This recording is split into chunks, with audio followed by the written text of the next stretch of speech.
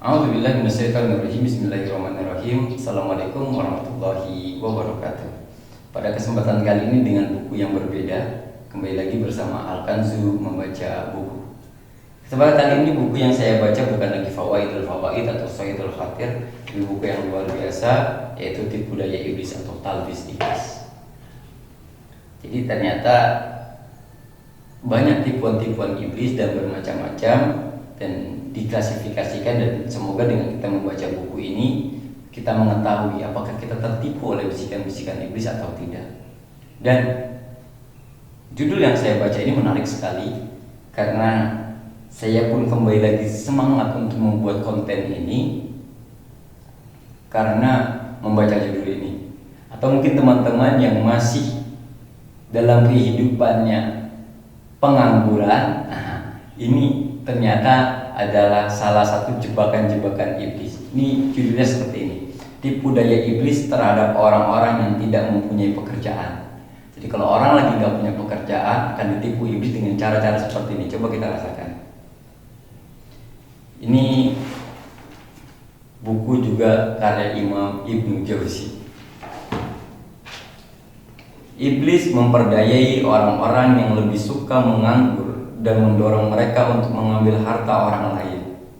Jadi para pengangguran itu suka maling karena diarahkan oleh iblis untuk mengambil hak orang lain.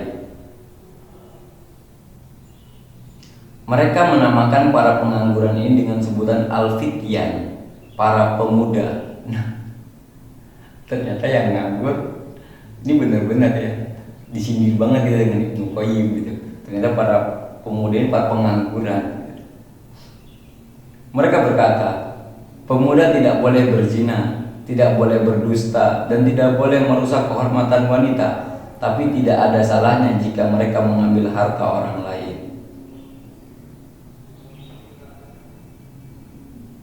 Jadi seorang pemuda yang pengangguran itu digerakkan otak mereka, tubuh mereka untuk membuka kemaksiatan yang akan membuka pintu-pintu kemaksiatan lain. Awalnya seorang pemuda itu dia tidak memiliki pekerjaan. Kemudian ya kita katakan pengangguran. Akhirnya dia tidak memiliki harta. Maka kekafiran itu dekat dengan kemiskinan. Maka dia akan mencuri. Setelah dia mencuri mendapatkan hasil curian, maka uangnya pun digunakan untuk foya-foya. Mungkin awalnya si pemuda ini dibisikkan tidak boleh berzina, tidak boleh berdusta, tidak boleh merusak kehormatan wanita. Nah, tapi setelah dia memiliki harta dari hasil curiannya, digunakan untuk apa? Kalau bukan untuk berzina. Mungkin awalnya tidak langsung berzina, mungkin awalnya untuk mampu-mampukan. Setelah untuk mampu-mampukan akhirnya dia berzina. Setelah dia berzina akhirnya dia harus berdusta, menutupi kesalahannya. Dia juga bisa jadi akan melakukan pembunuhan ketika si wanita yang dia zinai ternyata memiliki seorang anak, dia aborsi dan lain sebagainya. Nauzubillah min dzalik. Dimulai dari membuka satu pintu. Begitu liciknya iblis ini. Mereka menyebutnya sebagai jalan para pemuda.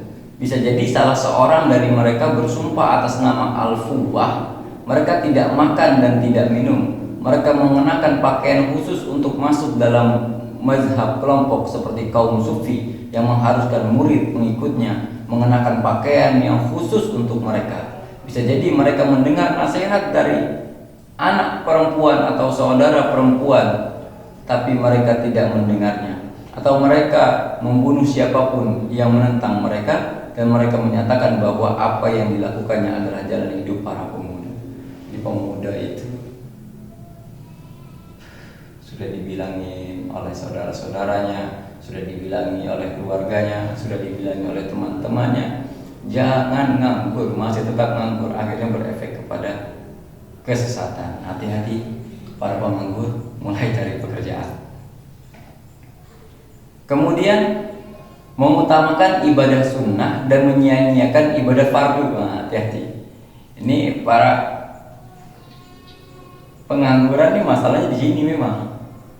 Di antara orang-orang awam, ada yang lebih mengutamakan ibadah nafilah atau sunnah dan menyanyiakan ibadah fardu, seperti datang ke masjid sebelum azan, mendirikan sholat nafilah. Namun ketika sholat di belakang imam, dia suka mendahului imam. Atau di antara mereka ada yang tidak hadir di waktu-waktu yang diwajibkan dan lebih suka berdesak-desakan pada masalah sholat raghaib, yaitu maksudnya pada malam sholat raghaib, yaitu sholat yang dibuat-buat oleh mereka yang tidak ada asalnya. Tentang hal ini ada sebuah kitab tersendiri yang ditulis oleh Al-Is bin Abdul As-Salam yang membantah sholat raghaib dan menetapkan bid'ahnya. Bahkan mengadakan sholat-sholat yang memang nggak ada perintahnya, tapi ketika menjalankan sesuatu hal yang diperintahkan, dia justru tidak hadir. Para pengangguran,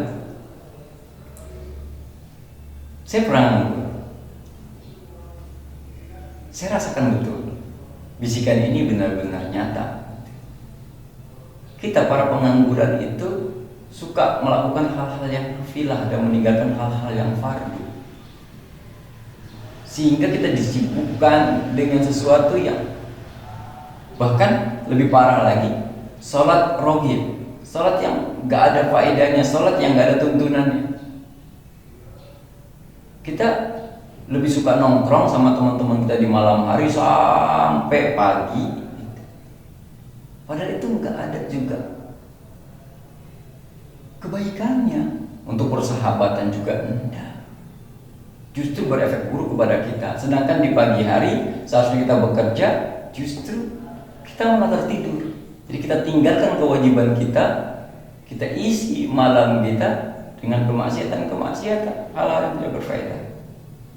Yang lain lagi, ada yang beribadah sambil menangis sesenggukan, tapi dia tidak juga pernah mau meninggalkan perbuatan keji. Jika ditanya, maka dia menjawab, keburukan bisa dihapus oleh kebaikan, dan Allah Maha Pengampun lagi Maha Penyayang. Tuh,